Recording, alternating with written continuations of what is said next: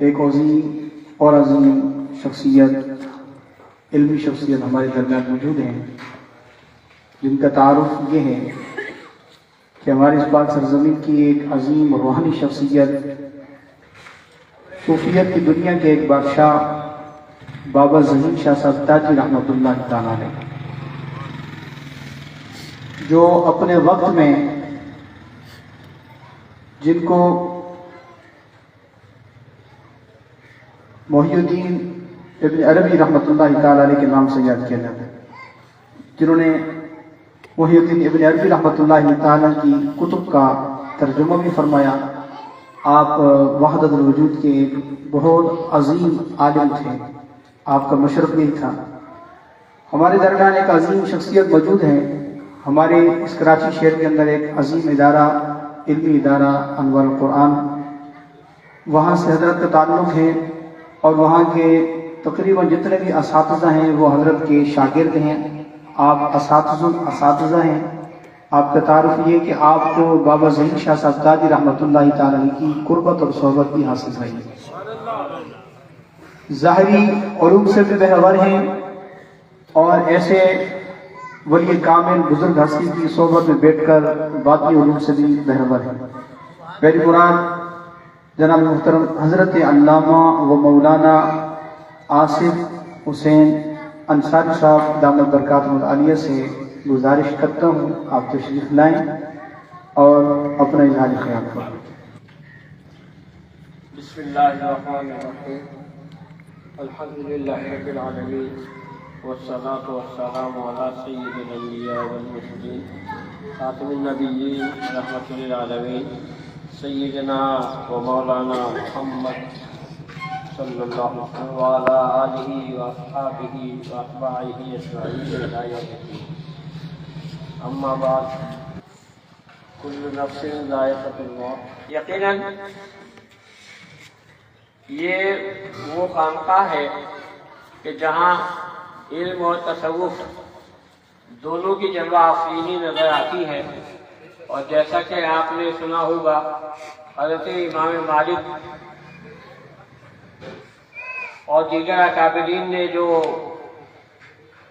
اہل ایمان کی تقسیم بیان فرمائی ہے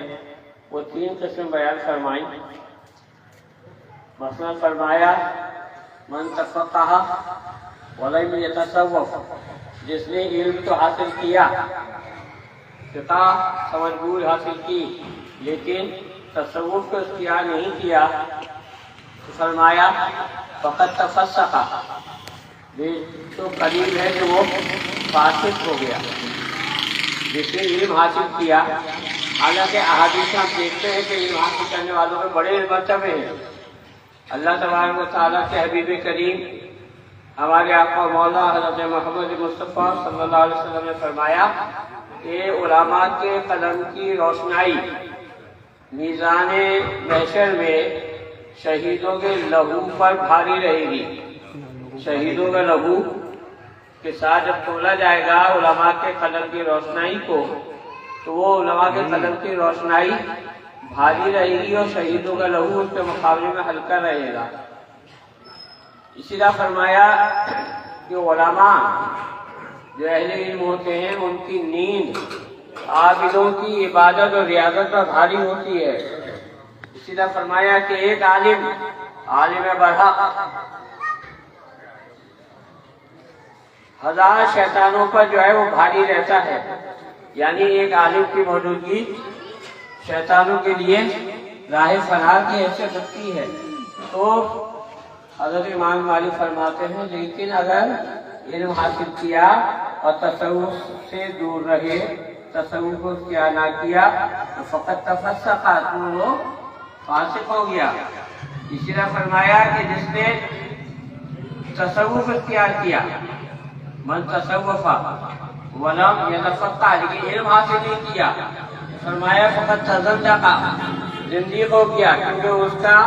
یہ عبادت اور ریاضت کا معاملہ، اس کی طریقہ جو تصوف بغیر علم کے اس کو کبھی بھی گمراہی تک پہنچا سکتے ہیں۔ لہذا فرمایا کہ جس نے تصوف اختیار کیا، طریقت کا راستہ اختیار کیا بذو میں خود، لیکن علم کے بغیر، تو وہ زندیق ہو گیا، گمراہ ہو گیا، یعنی امتحان اس بات کا ہے کہ وہ اسے گمراہی سے بچانے والی کوئی چیز علم کی شکل میں موجود نہیں ہے۔ تو علم اور تصوف دونوں کا مرتبہ بیان کرنے کے بعد فرماتے ہیں من جمع بینہما فقد تحقق، تو کہتے ہیں کہ جس نے دونوں چیزوں کو جمع کر لیا، یعنی علم بھی حاصل کیا اور تصوف بھی اختیار کیا، اس نے دین کا صحیح حق ادا کیا۔ تو یقیناً ہم جہاں موجود ہیں یہ وہ خانقاہ ہے کہ جہاں علم اور طریقت، علم اور تصوف دونوں کی جلوہ آفرینی نظر آتی ہے۔ اللہ تعالیٰ سے دعا یہی ہے کہ وہ ہمیں بھی اپنے ان نفوس قدسیہ، اپنے ان پاک باز بندوں کے راہ پہ چلاتا رہے اور تعاون بھی اس راہ پہ قائم رکھے اور انہی کی محبت میں زندگی اور انہی کے طریقے پر قائم رہتے ہوئے خاتمہ بالخیر نصیب فرمائے، اور اپنے نیک اور بندے جو اولیاء، صلحاء، علماء، عرفاء ان کے دامن سے واپس کی اللہ تعالیٰ